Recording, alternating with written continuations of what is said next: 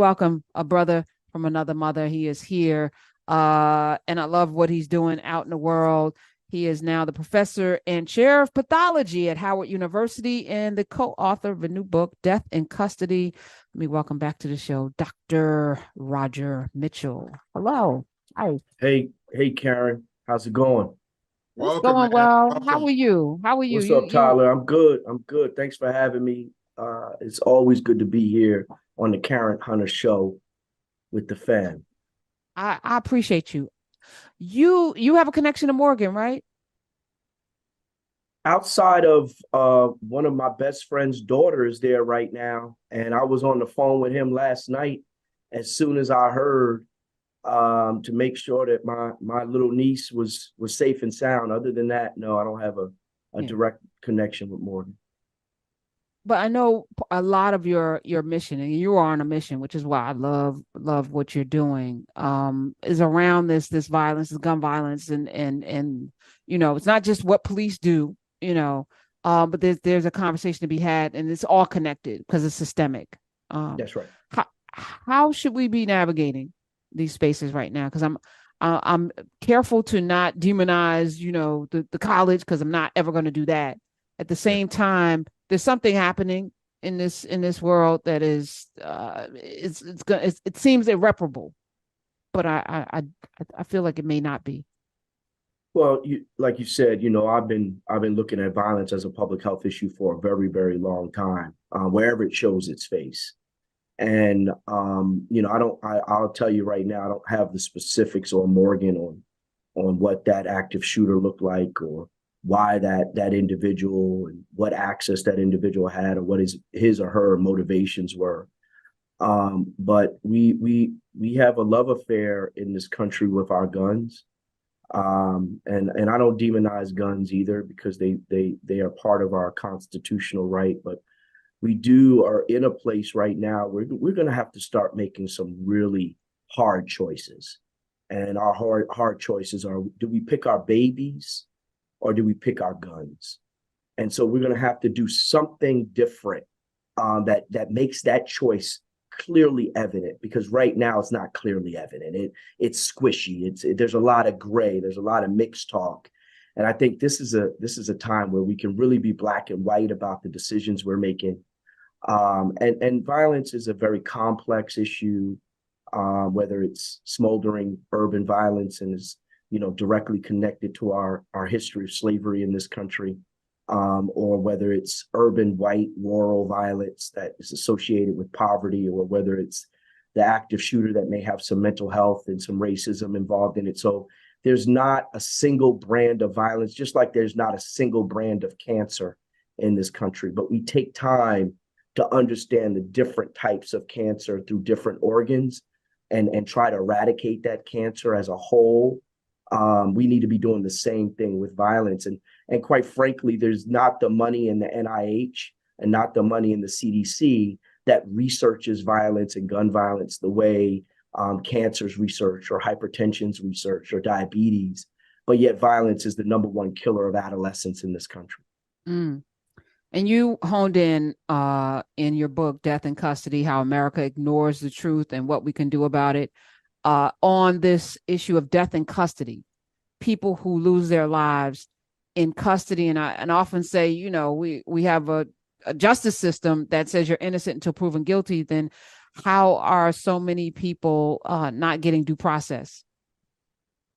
Yeah, when we talk about in custody and what that means, it starts on a continuum. It starts in that pre-arrest phase where law enforcement is running after an individual or chasing after them, and then it goes through, you're under arrest and under the knee of a law enforcement officer, just like George Floyd, to individuals that are in carceral systems that may be dying from hypertension or diabetes or untreated cancer, or like LaShawn Thompson dying from neglect. And so that we, in this book, we really, and it's phenomenal, that over your shoulder is Ida B. Wells.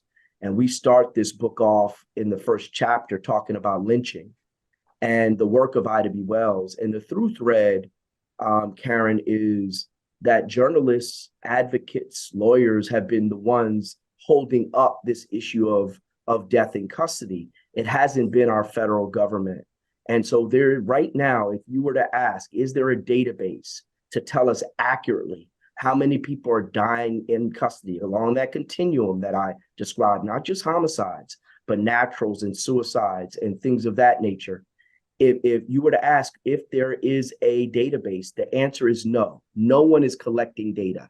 And so the book highlights the work of journalists throughout history that bring this forward, advocates throughout history, movements throughout history in this different parts of the country. We tell you stories of people you didn't know died, just like there's several hundred and thousands of people that right now that you don't know their names, but for coverage on TV. And at the end of it, we call it a public health issue. And we say, hey, listen, we need a checkbox on the U.S. standard death certificate that says death in custody, yes or no, so that we can start capturing these deaths objectively. You're a Black woman, Karen. My brother Tyler's a Black man. We know that Black women are dying at a higher rate in and around pregnancy, right? We know that maternal mortality is an issue, right? The reason why we know that is because there's a checkbox on the U.S. standard death certificate. That's the reason why we know it. And so I'm a public health guy. I'm a forensic pathologist. I've been doing this at the highest level for now 2 decades. And so it's time to stop the official ignorance, right? It's time to start moving towards telling the truth about these deaths in the carceral system. Dr. Mitchell, let me ask you, first of all, I appreciate everything you just said. I want to ask you a little bit, some on a personal level for our listeners who have kids, for individuals that are trying to figure out how do they technically dive into the kind of work that you're doing. You're not just somebody with opinions. You are deep in anatomy and forensic pathology, as you just said. What birthed that in you and made you go, I want to lean into it education-wise? Like, what was it that brought you there? Did you go into that first and then the justice kind of followed, or were they tied together? No, I appreciate that. I was the first Black man in FBI DNA laboratories back in 1997. So this was when forensics was just really coming on the scene post OJ trial. I got into forensics, got exposed to forensic medicine, left the FBI to go to med school. And in 1999, Amadou Diallo got killed. 1999, Amadou Diallo was shot at 41 times, hit 19 in New York City. He had entrance wounds in the soles of his feet. We were the same age. I knew that I was going to med school to understand violence as a public health issue because I got exposed to David Satcher's report on youth violence. He's one of our Surgeon General's big time Morehouse guy, brother, and I saw myself in him. And so I wanted to be like David Satcher, understand violence and I thought being a medical examiner, forensic pathologist would be the best way, right? I see the end result of violence, right? In suicides and homicide designations. I take bullets out of people. I do autopsies. And I thought that would be the best way to understand this problem. And then Amadou Diallo got killed. And I said, well, there's a subset of violence against violence that's happening in our community. And that looks like state-sponsored violence. So, okay, I think I want to study that and bring attention to that so that I could understand it better. And then Earl Faison got killed. And Earl Faison was in New Jersey. And he was killed after a killing of a law enforcement officer. And we tell Earl Faison's story in the book, right? We fully tell it. We talk about Larry Ham. Karen, you probably know People's Organization for Progress because you're from Jersey as well. And so while I was in med school in Jersey, at University of Medicine and Dentistry in New Jersey, I got exposed to these issues and started writing on it. So when you talk about young people, I was writing on death in custody. We called it police brutality at the time. I was writing on police brutality as a health issue as a medical student in 1999 and wrote one of the first papers that was published in the Journal of the Student National Medical Association about this topic. And now it's been my career. Now, nearly 25 years later, we have a major book out on Johns Hopkins Press. Go get it, deathandcustodybook.com. And we have a podcast called officialignorance.com, where if you want to hear us talk about these issues, we got 5 episodes out. We have 4 more that we're dropping over the next 4 weeks. Dope, man. Dope. When I look at death in custody, I think it should be right up there with the new Jim Crow, with the debt. The work that you put in to codify, to make clear the issue, and a little simple box, and it seems simple, but that is not there allows us to ignore the problem, right?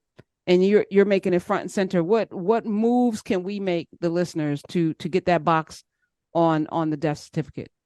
I literally got an email today from the Centers for Disease Control. His name is Paul Sutton at the Centers for Disease Control. He runs the vital statistics component of the CDC that governs the death certificate. And what he's told me is that there is lack of reliability on checkboxes, a lot of excuses. But what we want to do is that if you're a state legislator and you want to do this locally, we need to do it locally. We need to do it. Pennsylvania is thinking about a law. There's a senator there. I won't call her name yet because she hasn't put forward the law. We have the checkbox in Washington, D.C. I was able to get it on the checkbox under Muriel Bowser. We're about to put out some research surrounding what that checkbox has done in the District of Columbia over the next 4 months. But we need states to want to put the checkbox on the death certificate, not just the checkbox. We're calling also for fatality review committees, multidisciplinary fatality review committees that are reviewing deaths in custody and making medical and social recommendations to the local jurisdictions on how policy can change within those jails, prisons, and law enforcement agencies. This is not new stuff, Karen, Tyler. This is not new stuff. This is the stuff we did for cancer. This is the stuff we do for infant mortality. This is the stuff we do for pedestrians hit by motor vehicles, Vision Zero. These are time-tested public health approaches that I'm saying that we need to attribute to death in custody. I know that you have limited time, but I want you to continue to come back, and I'm so incredibly proud of the work you do. This is the call, right? It's not, it's getting a medical degree. That's nice, and I appreciate all of the doctors out there. But if you're not using that degree to help change the paradigm and shift the world towards something better, or to at least bring attention, then it's good. Make your salary or what have you. But this is the work, Dr. Mitchell. This is what we should be all doing with our platform. Thank you for your heart, man, and not just. It was birthed in you, 1999, with you having the sensitivity to go, I'm not just going to take this information that I have and just sit on it, but I'm going to take it and use it. We recognize that, we appreciate it, and you're an inspiration to a lot of individuals that are out in the world trying to do things, man. Amen. Tyler and Karen, I'm sorry to just cut you off. I'm not just regular, right? I ran all death investigations for Harris County for 4 years. I was the chief medical examiner of New Jersey for 2. I was the chief medical examiner of Washington, D.C. for 7. Right. I sat on national boards. I'm the Speaker of the House of the National Medical Association. So we're not leveraging just the intellect. We are leveraging every single piece of the movement towards moving, and including hip hop culture, because I sit on the board of the Hip Hop Caucus, right? And so Karen, I'm going to send you a book because my heart is breaking that I didn't send you a book and you don't have it on the ledge behind you. I bought the book. I need it on that ledge. Yeah, you can. Well, as soon as I get it, first of all, I support. So don't even worry about it. Buy the book. I'm going to put it right here behind me. And then the podcast, Official Ignorance, you're 5 episodes in. What's the next one about? The one that just dropped Tuesday is interviewing the first Black chief medical examiner in the country. Her name is Dr. Joy Carter. She's one of my mentors, and she did Sandra Bland's second exam. So we're talking through that and talking about the complicit nature of medical examiner systems in the covering of these deaths. And then the next episode, next Tuesday that drops, we're having a full conversation about Sandra Bland. Sandra Bland's Oof. case is probably the epitome of how law enforcement and incarceration, all phases of the death in custody paradigm, is in Sandra Bland's case. And me and my co-author, Jay Aronson, you could see him over my shoulder. Him and I have a really good conversation about race in this episode that you don't want to miss. Yeah, I was wondering who that guy was. I was like, why are we looking at him? That's my guy.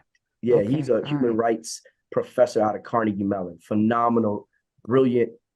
We wrote this book together, and him and I are able to go into every room together. Just bought it. Yeah, I just got it too. Mine comes tomorrow. And you can go to officialignorance.com and check out the podcast. You can just listen to it now. Listen to it for free, which is great. Yeah, deathincustodybook.com. Deathincustodybook.com.